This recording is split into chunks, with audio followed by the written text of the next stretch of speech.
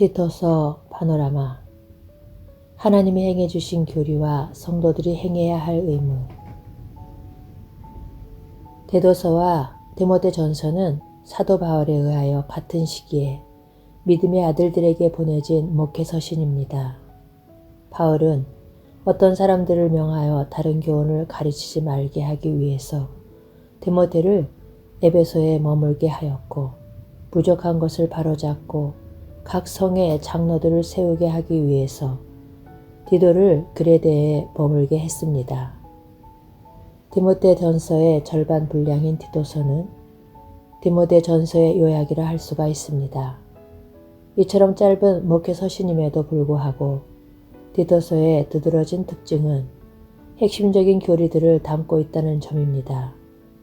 바울이 이렇게 하고 있는 것은 하나님이 행해 주신 교리에 입각해서, 그러므로 우리는 하나님의 교회를 어떻게 섬겨야 하는가 하는 목회자의 책임을 말씀하기 위해서입니다. 그러므로 디도서의 주제를 하나님이 행해 주신 교리에 입각한 선한 일에 열심하는 하나님의 친백성이 되라가 될 수가 있습니다. 사도는 어찌하여 목회 서신에서 이처럼 핵심적인 교리를 말씀하는 것일까요? 목회는 기술이 아닙니다. 하나님께서 자기 아들을 통해서 이루어 주신 복음을 성령께서 증거하시는 사역에 수정되는 일이기 때문입니다. 그러므로 디도서에는 핵심 부분이 두 곳이 있는데, 주목해야 할 점은 3번 등장하는 나타나심을 이해하는 데 있습니다. 첫 번 나타남은 모든 사람에게 구원을 주시는 하나님의 은혜의 나타남이고, 이는 주님의 성육신의 나타남을 가리킵니다. 그런데 은혜가 나타났다는 표현 속에는 주님의 탄생과 죽으심과 다시 사심이 포함되어 있습니다. 왜냐하면 그리스도의 대속을 통해서만 모든 사람에게 구원을 주시는 은혜가 나타나는 것이 가능하여지기 때문입니다.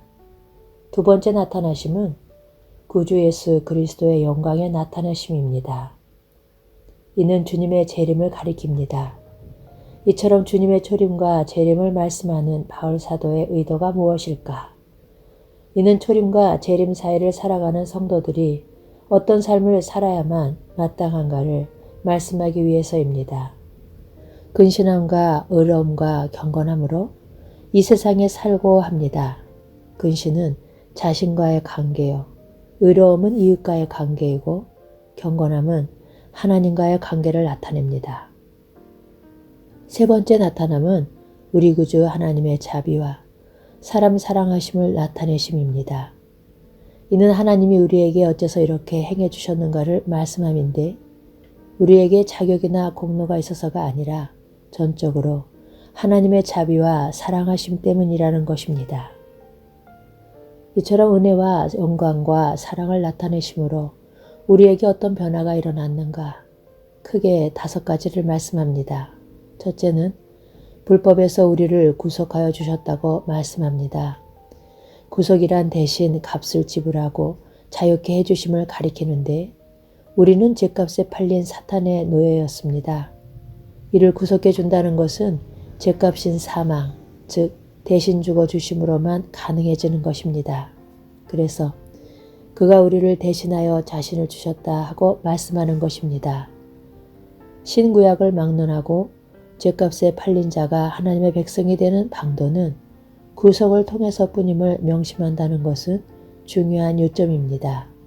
다른 점이 있다면 구약시대 성도들은 그림자인 유월절 양의 피를 통해서 구속을 받았다는 점뿐입니다. 둘째는 중생, 즉 거듭남을 받았습니다. 그리스도인이 된다는 것은 개선되는 것이 아닙니다. 옛사람은 죽고 새 사람으로 다시 태어남으로 되는 것입니다. 이는 한 알의 밀이 땅에 떨어져 죽음으로 많은 열매를 맺은 같이 그리스도의 죽으심으로 가능해진 것입니다. 셋째는 의롭다함을 얻었습니다. 이는 의롭게 되었다는 뜻이 아닙니다. 하나님께서 인간을 율법을 통해서 보시게 되면 모든 사람이 죄 아래 있고 심판 아래 있게 됩니다.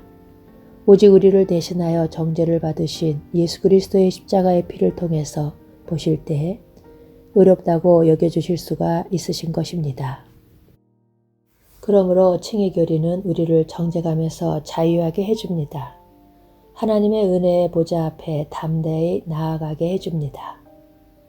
넷째는 후사가 되었다고 말씀하는데 후사란 대를 이을 자, 유업을 상속할 자를 가리킵니다. 하나님께서 우리에게 행해 주신 일은 구속과 중생과 칭의가 끝이 아닙니다. 이것이 전부가 아닙니다. 이렇게 행해 주신 목적은 후사가 되게 하시기 위해서라는 것입니다. 성경은 구원 얻은 성도들을 후사 또는 유업을 이을 자라고 말씀합니다. 탕자의 비유에서 아버지가 큰 아들에게 내 것이 다 내 것이로되 한 상속자란 뜻입니다. 이는 인간이 들을 수 있는 최고 최대의 축복입니다. 우리는 하나님의 영광에 참여하게 됩니다.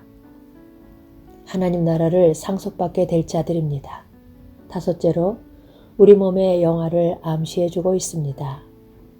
구주 예수 그리스도의 영광이 나타나실 때, 즉 재림 때에 우리는 어떻게 되는가? 나팔 소리가 나매 죽은 자들이 썩지 아니할 것으로 다시 살고 우리도 변화하리라 하고 말씀합니다. 우리의 낮은 몸을 자기 영광의 몸의 형체와 같이 변케 하시리라 하고 말씀합니다. 이를 염두에 두었기에 재림이라 하지 않고 영광의 나타나심이라고 표현하고 있는 것입니다. 이것이 우리의 변화된 신분과 지위입니다. 이는 우리의 행한 바 의로운 행위로 말미암지 않고 오직 그의 긍휼하심을 쫓아 저의 은혜를 힘입어 되어진 일입니다. 이 말이 미쁘다 원컨대 내가 이 여러 것에 대하여 굳세게 말하라 하십니다. 설교자가 굳세게 말해야 할 것이 무엇이냐면 먼저는 하나님께서 자기 아들을 통해서 행해 주신 구속과 중생과 의롭다함, 후사로 삼으심과 죽을 몸의 영화 등입니다. 바울은 또 나를 위하여 구할 것은 내게 말씀을 주사 복음의 비밀을 담대히 알리게 하옵소서 하고 부탁합니다. 그런 연후에 이는 하나님을 믿는 자들로 하여금 조심하여 선한 일을 힘쓰게 하려 함이라가 따르게 되는 것입니다. 그렇다면 성도들은 어떤 삶을 살아가도록 해야만 하는가? 한마디로 선한 일에 열심하는 친백성이 되게 하려 하심이라고 말씀합니다. 바울은 하나님의 행해 주신 원리에 입각해서 권면합니다. 우리는 구속을 받아 하나님의 친백성이 되었기 때문에 선한 일에 열심해야 합니다. 우리는 중생의 씻음과 성령의 새롭게 하심을 받았기 때문에 새로운 삶을 살아야만 합니다. 우리는 저의 은혜를 힘입어 의롭다 하심을 얻었기 때문에 의로운 삶을 살아야만 한다는 것입니다. 교회란 하나님의 친백성, 하나님의 후사들을 맡아 교훈하며 훈련하는 특수학교입니다. 말하자면 하나님의 자녀들, 왕세자들을 돌보는 유일한 기관입니다. 이를 알았다면 우리가 어떤 삶을 살아야 마땅하겠습니까? 선한 일에 열심히 하는 친백성이 되라고 권면합니다. 그런데 사도가 디도를 그레데 교회에 파송한 목적이 무엇일까? 이것이 목회자들이 명심해야 할 점입니다. 첫째는 교회에 침투한 이단의 가르침을 막는 일입니다. 저의 입을 막을 것이라 이런 자들이 더러운 일을 취하려고 마땅치 아니한 것을 가르쳐 집들을 온통 엎드려 치는도다 합니다. 이단과는 반대로 바른 교훈을 가르쳐 성도들을 바로 세우는 일입니다. 이 일을 지속적으로 감당할 각 성의 장로를 세우는 일입니다. 형제여, 다시 요약해서 말씀드립니다.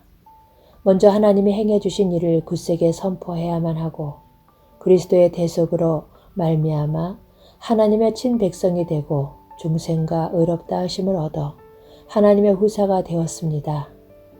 이를 먼저 더 많이 역설하라는 말씀입니다. 그렇게 하노라면 자발적인 순종이 뒤따르게 되는 것입니다. 거듭나고 의롭다함을 얻은 우리로 말미암아 하나님의 말씀이 회방을 받으시게 해서야 되겠습니까?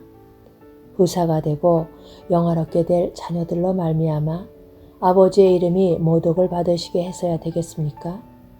하나님의 친백성들은 이를 범사에 우리 구주 하나님의 교훈을 빛나게 하려 함이라고 말씀합니다.